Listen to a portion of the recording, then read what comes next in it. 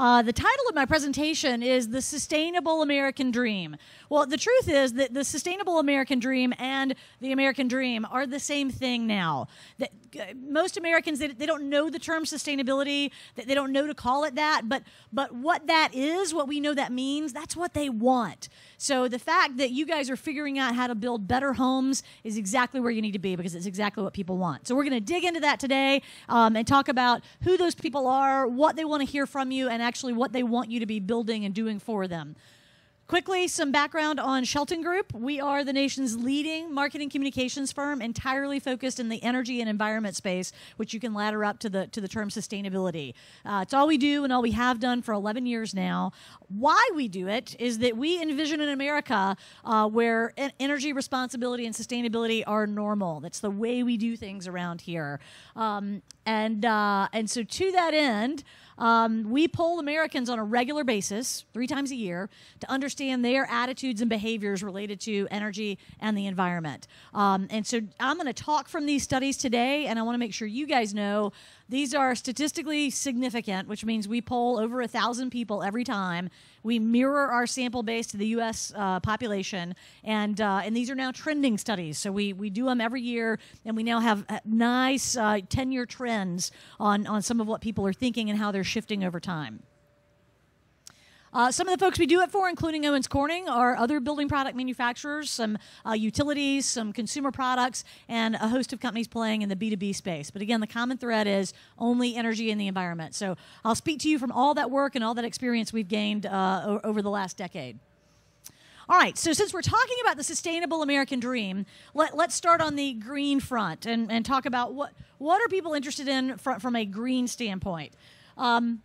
And what we see in our data, guys, is that 70% of Americans say, I am searching for greener products. Now, what that does not mean, it does not mean they are all looking to buy 7th generation or Patagonia or Priuses. What it means is they are looking to buy the products they want to buy anyway and feel less guilty about buying those products. That's essentially what that means. And that's good news for you guys because they want to buy better homes. And we're going to get to that more in a minute. So 70% are searching. This is a great number, you guys. As a marketer, if you can tell me, hey, 70% of the market is interested in green, that's basically everybody. So that's a terrific target audience. Now, as we look at the product categories, what we see is that most people are dipping their toe into consumables, right? So things they have the opportunity to purchase a lot. You know, I buy cleaning products a lot, and you know what? They're not very expensive. So if I pay an extra 50 cents for Clorox Greenworks and I don't like how it works, that's no big deal. I'm only out 50 cents. If I buy a solar system and I don't like how it works, that's a much bigger deal. So we see that they're dipping their toe in the water here, and as they get comfortable with better choices here, then they start to work their way down the category list. So home improvement products comes in at a little bit less than 1/3 of the market who are searching for greener home improvement products. So you could translate that to greener homes as well, and we'll dig into that more in a minute. Now, in your category, when we say the word green to Americans referring to a home, what they think we mean is energy efficiency. So green to them doesn't necessarily mean, oh, it was manufactured in a responsible way, or oh, there's no chemical content, or oh, there's no VOC off-gassing. When we say green related to a home and building products, they think we mean energy efficiency. So you should know that, and that's all good. That's just how it is. So know that that's the mindset as you go out and start talking about green. Just to give you one data point on that, and we've got multiples. When we ask people, hey, what are the top 3 criteria in deciding if a home improvement product is green? The number 1 answer is it's Energy Star certified. Number 2 answer is it's energy efficient. And we're just showing you the 3 years here, but I could show you a 10-year trend that's basically the same. It hasn't changed in 10 years. So people haven't shifted off of that. Their definition of green in your category is energy efficiency. Now, 46% are at least somewhat concerned about indoor air quality. So it's not that they're discounting that. They don't understand that term, though, you guys. They don't really understand what they should be concerned about. Americans largely are concerned about chemicals Like they think all chemicals are bad, right? So they're really concerned about chemicals and what am I putting on my skin? What am I eating? What am I cleaning my surfaces with? So from that perspective, they're interested in health and concerned about it. But when you start throwing around indoor air quality, they don't really know what you're talking about. So that's why only 46% are concerned and not 100%, because they don't really know what we're talking about. Good news, though, is that 84% of Americans think that energy-efficient homes are, in fact, healthier homes. So when you say, hey, we're building energy-efficient homes, there is a way in which they go, oh, it's a better, healthier home. So that's nice. It's a nice inference that comes just from saying energy-efficient home.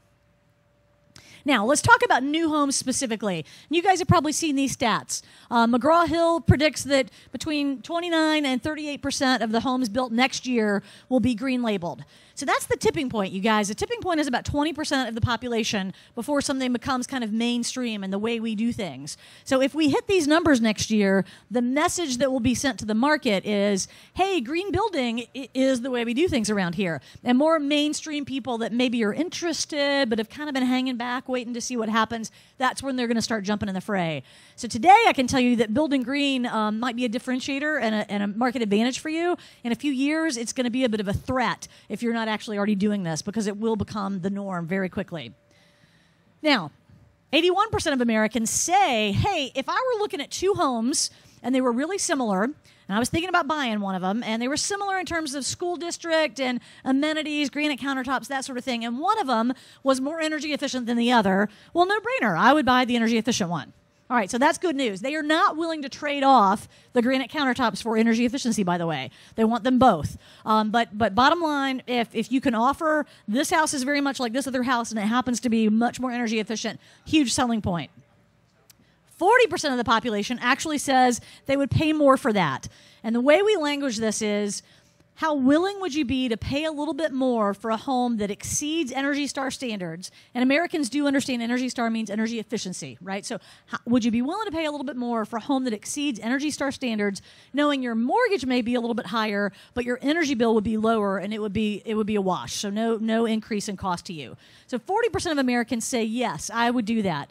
Now, y'all also remember that in behavioral economics and behavioral science, we do often sometimes give the answer we think people want to hear, and we always think we are wonderful people in the future. So I am going to get on that diet. I am going to pay more for that energy-efficient home. I am going to do it. I'm an awesome human being.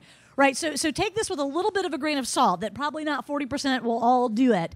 But what this can tell you directionally is that argument makes sense to people. The notion of, okay, mortgage is a little bit higher, but utility bills are lower, so it's a wash. That notion makes sense to people. So use that argument as you go out and sell what you're doing. So what about aesthetics? We've been talking about energy efficiency, and I said earlier they won't do a trade-off. They won't trade off granite countertops in favor of better insulation. So let's talk about what they want. They want it all. They want beauty and comfort and control. It's really hard to see on this graph. And guys, by the way, Owens Corning will have all these slides on SlideShare that they'll share with you. And feel free to dig into them and reach out to me if you've got any more questions. What this slide illustrates is that when we ask people, listen, if you were given $10,000 to make energy efficient, if you were given $10,000 to make home improvements, which of these 2 or 3 things would you do? And we give a big list. And what if I were to show you a line graph over the last 10 years, which is even more difficult to see than this slide, what you would see is that energy efficient improvements and aesthetic improvements sort of trade off for the number 1 and number 2 spot, depending on what's going on with the economy. Sometimes we see remodel my kitchen and bath as the number 1. Sometimes we see replace my HVAC unit or replace my windows. That could be number 1 or number 2. So what this tells us as we look at the 10-year picture is they want all the above. Man, they want beauty and they want comfort and they want control. Let me show you another way we've looked at this. In our EcoPulse study in 2014, we did what's called a conjoint analysis or a forced choice analysis. Sorry, I'm getting geeky about research terms while you're drinking cocktails.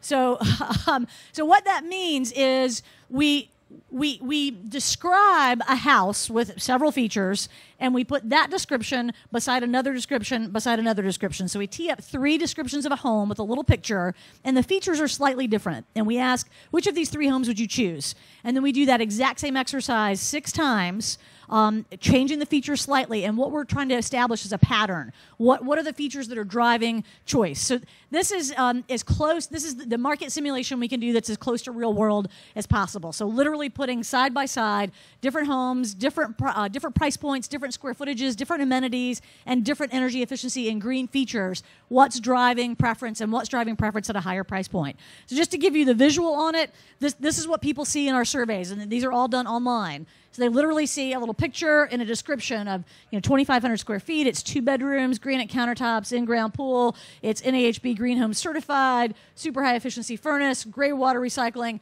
compared to this other one, compared to this other one. So we tee this up over and over and over again, and what bears out is that the feature that most drives preference at the highest price point is all about comfort and beauty. It is a master bath with deep soaking tub and a custom shower with multiple heads or jets.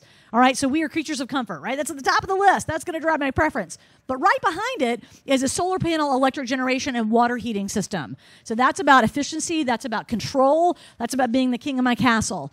Followed by NAHB Green Home Certified or Energy Star Certified, which that's, again, about reassurance. I don't want to just take your word for it that it's awesome. I want to have somebody with some big initials come tell me it's awesome. Followed by a filtration system, and then we start getting into Energy Star Certified and some home automation systems for HVAC and lighting. So what this picture tells you is that, yes, a comfort-driven feature is at the top of the list, but we've got an energy-oriented feature as well as, if you look at those certifications, they are about sustainability. So they want all of the above. And guys, bottom line, what Americans want is better homes.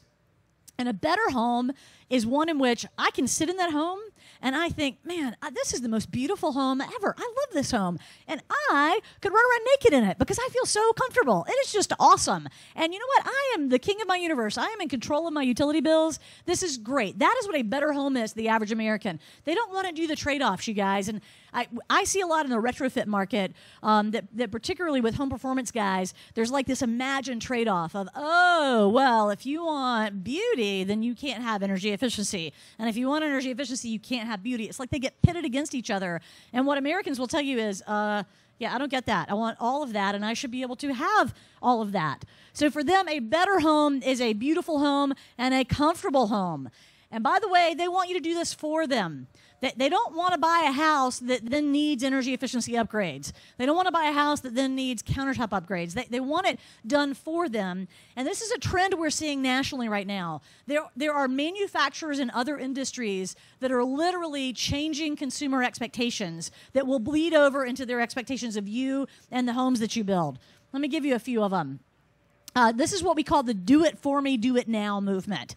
All right, so today, if you pay a $99 fee and you are now a member at Amazon or a member at Google for a year, and that means you don't have to wait a few days on the purchases you've ordered. Those purchases come tomorrow or today. They come right away. You don't have to wait anymore. If you sign up with a service called Washio, you can drop your dirty laundry on your doorstep, and provided that no one actually steals it, someone will take it and clean it for you and bring it back before you ever get home from work. You don't have to go shopping for toilet paper anymore because you can log on to Target and say, every 8 weeks I want you to send me toilet paper. And they do. Or, of course, there's the Nest. Set it once, and then it learns your behavior, and it's awesomeness. You know, you don't ever have to mess with the thermostat anymore. So this is do it for me, do it now. And so bottom line, if Americans are expecting that, that's what they want in the home. Make it better, make it fabulous, make it comfortable, make it efficient, make it easy for me to manage. They don't want to have to add that on later. And in fact, with their existing home, they wish there were a service that would just come in and do that for them with no money down. And we're starting to see those residential ESCOs kind of pop up, and they will come into people's homes and fix them no money down and get paid on the savings. So we're going to see more and more of that expectation continue, and that means their expectations of you building better homes are just going to continue to go up. All right, so where do you go from here? Now that you know that that's what they want, let's talk about messaging. Because you guys can be building these better homes, but if you're not talking about them the right way, it's going to be hard to create that market advantage and ultimately push through sales. So I want to call your attention to some terms that we tend to use a lot in this industry that Americans don't actually understand. So I want to steer you away from using these terms. And here's how we ask this question. And we've asked it 2 years in a row now. I'm only showing you last year's data. The question is, hey, here's a list of terms. which of these could you confidently or correctly explain to a friend? So not, are you aware of them? Are you familiar with them? Because most people will say, oh, sure, because they don't want to, look stupid. But it's cognition. It's now I'm putting you in the frame of having to explain this to someone and getting a real sense of, do you get it? And guys, this is important because if they don't get it, if you're talking to them in terminology they don't understand, they can nod their head, but they can't really make a buying decision because they don't get it.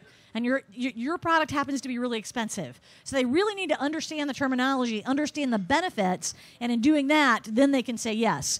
All right, so in that question we asked, 38% of Americans said, yes, I can explain the term efficient home to a friend, which means 62% could not. 62% couldn't explain the concept of an efficient home.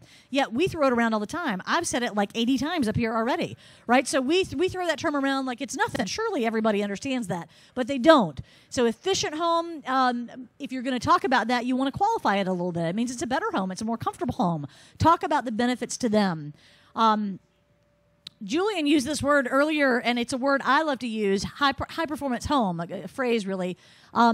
I think high-performance home is the right way to talk about better homes, and I think high-performance home is a nice catch-all for a beautiful, comfortable home that you can feel in control of. But most Americans have no idea what that terminology means. Only 14% do. So that means 86% do not, right? So if we're going to use that term, we're going to have to put some marketing muscle behind it. We're going to have to help Americans understand when we say high-performance home, what in the hell are we talking about? What does that mean? We're going to have to get that out there in the nomenclature. And that's possible. I mean, think about all the terms we use today related to our cell phones or related to the internet that 15 years ago we wouldn't have used because it wasn't part of our daily reality. So it is possible to train people on what terminology means, but we've just got to get there. Dual flush toilet is one of my favorite ones. Only 22% understand that. And one of my friends over at Kohler says, yeah, we've had consumers in focus groups say that they think a dual flush toilet means you have to flush it twice, right? Right. But it makes sense. If you're not in this industry, well, dual flush, I guess that's what it means, right? I'm just trying to coach you guys that all the stuff that makes sense to you likely does not make sense to the people you're selling to. So you got to make sure you're talking in a language that they understand. Another kicker, when we ask people, hey, what should you do to improve the indoor air quality of your home? Yeah, they don't really understand that either. They don't understand that we're talking about off-gassing and VOCs and chemical content.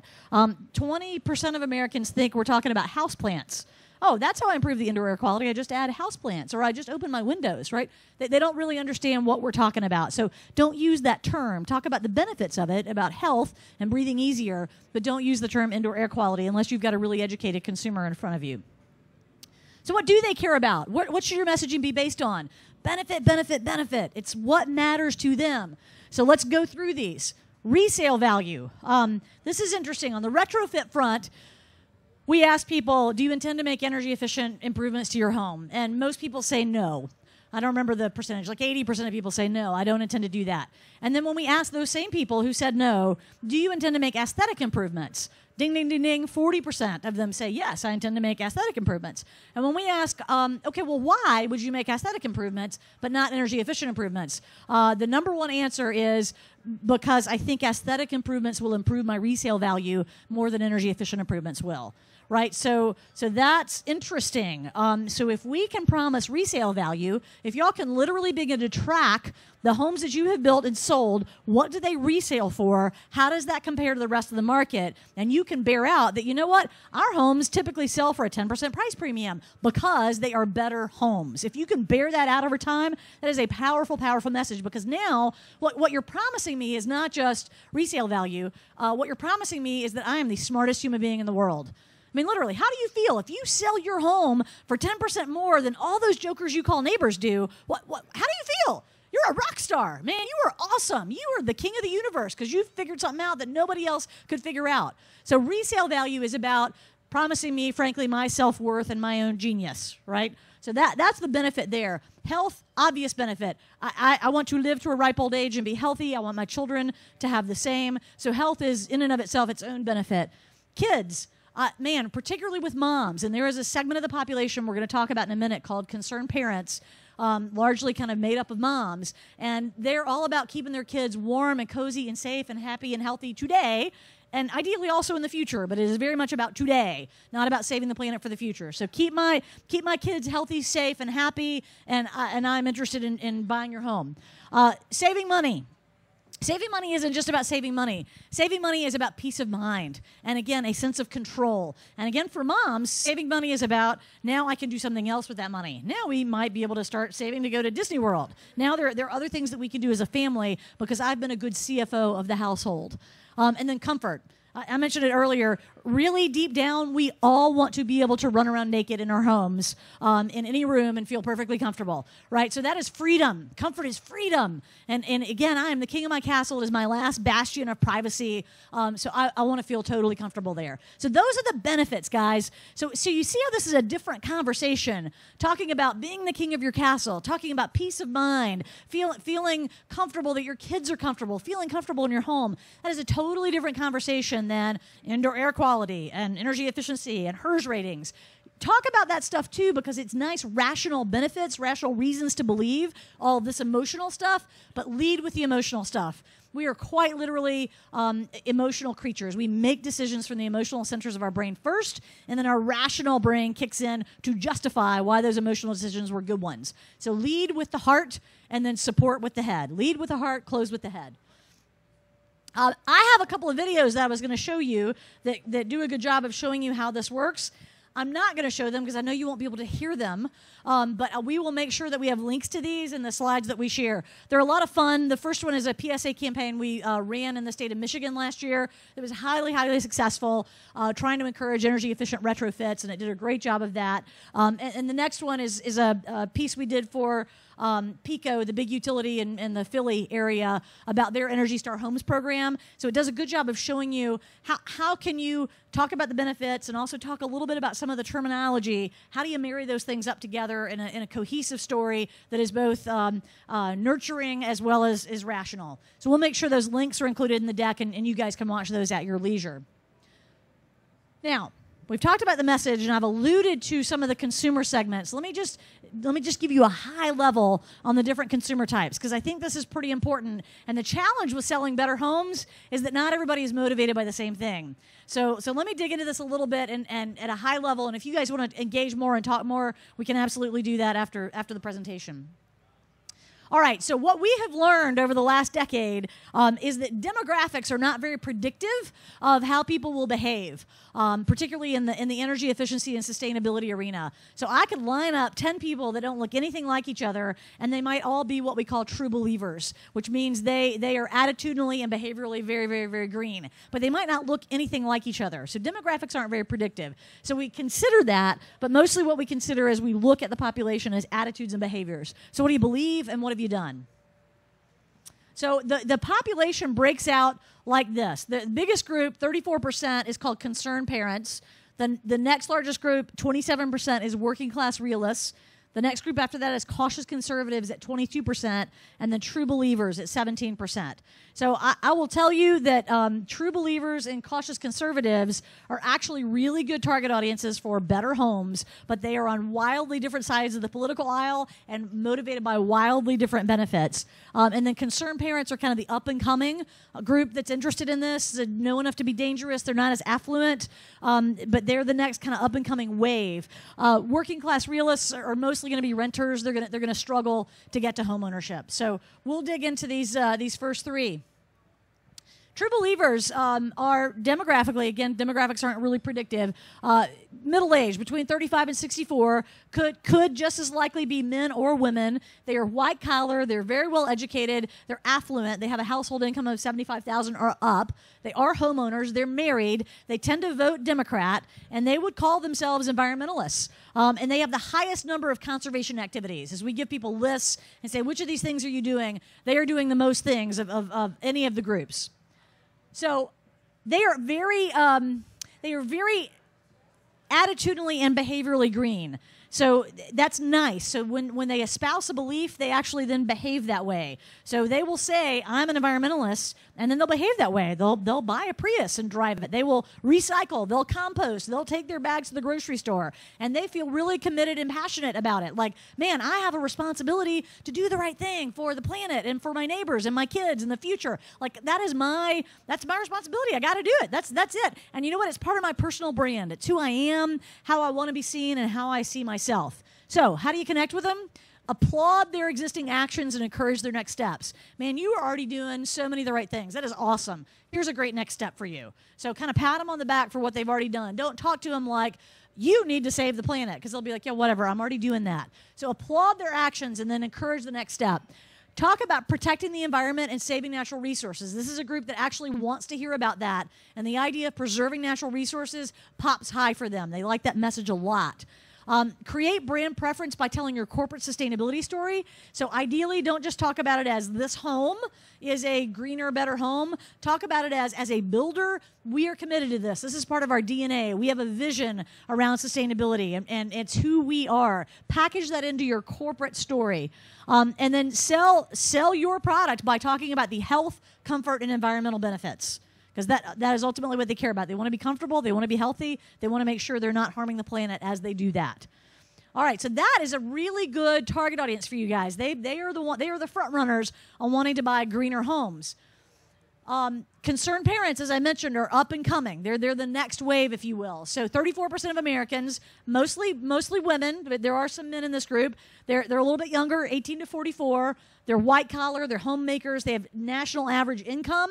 They've got a little bit of education. We've got more minorities in this group. Married with kids, tend to be Democrats, and somewhat less likely to be homeowners at this point.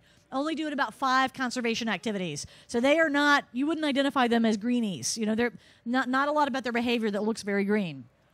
However, they care about a lot of the stuff that you guys can promise. They care about resale value and that an energy-efficient home might actually deliver that.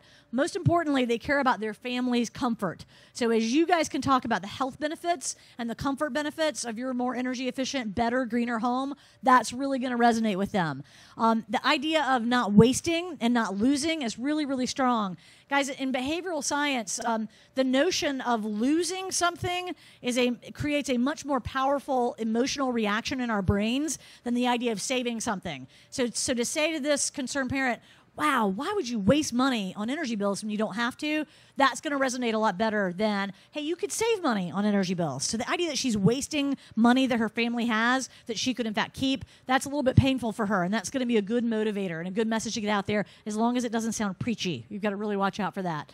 And then talk about preserving the quality of life for future generations. So not only are you going to keep your family safe and healthy and comfortable today, you're going to make a big difference for the future and for their future and their kids' future. So this is a win all the way around. That's how you want to talk to them.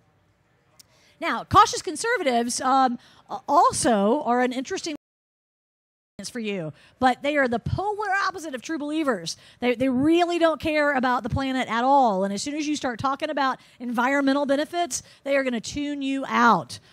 So let's profile them a little bit here. They are the highest income of all of our groups. We've got a high propensity of folks with a 6-figure income here. Half of them are over the age of 55. They are predominantly white. They are well-educated. They are professionals and retirees. They're married. They vote Republican. They are homeowners, and they're totally driven by return on investment. And they have an average number of activities. Now, guys, let me tell you, this guy was the early adopter of solar. And I think it's easy to think, oh, the early adopter of solar was like some crunchy, tree-hugging, Birkenstock-wearing, long-haired hippie dude. And that's not true. It was this guy. We've done a lot of work in the solar space, and we've polled a lot of early adopters of solar. And what we see over and over again, it's an executive-level, middle-aged white guy, card-carrying Republican, and his motivation was he was fed up with the utility. Just like, man, it's unpredictable energy bills. I don't like their business model. I don't like being beholden to a monopoly. I'm done. I'm putting a power plant on my house. And that guy's favorite thing, by the way, with his solar system, when we called solar owners and said, what do you love about your solar system? Number one answer was, I love being able to invite my buddies over, walk them around to my meter, and make them watch it spin backwards. right? Because I am the man. I'm sticking it to the man, and I'm the man. I have figured something out that nobody else has figured out, and I'm selling power back to all you jokers, and I am the CEO of my own power plant. So they love that idea. So it's this notion of control, I don't know, some self-righteousness. That's really what moves them. So to the degree that you can appeal to that, the better. So what you want to do, make the ROI case for energy efficiency and sustainability. And don't ever say the word sustainability, and don't say the word green, and don't say the word environment. Talk about it's a better home, and this is a smart choice. You are the smartest guy in the universe. That's how you want to communicate with them. It's all about ROI. Talk about energy independence, and talk about not wasting resources. They care about that, and really energy independence is a big trigger for these guys. So promise that, promise ROI, promise being the king of your castle, being totally in control, being the smartest guy in the universe. That's what he cares about. And if you can connect those dots for him, he will buy your home. All right, so let's just recover the takeaways again. Guys, the market wants better homes. They don't want to make the trade-offs. They want better, and that means it is beautiful, it is comfortable, and I get to feel in control. They want you to do that for them. They don't want to have to do the add-ons later. They want you to make the home already that way. It's beautiful, it's comfortable, I get to feel in control. We are rapidly moving to a mainstream reality where better is the norm, and certainly where do it for me is the norm. So get ahead of that. Be a leader today. Figure out how to lead and create a market advantage based on that, because you don't want to be left behind. And then as you get out there and build the right homes and build the better homes, tee up the right message, which is comfort, health, resale value, and control to the right audience. All right, guys, that is my bit of the presentation. I think, Chris, I am going to hand it over to you. Thank you very much.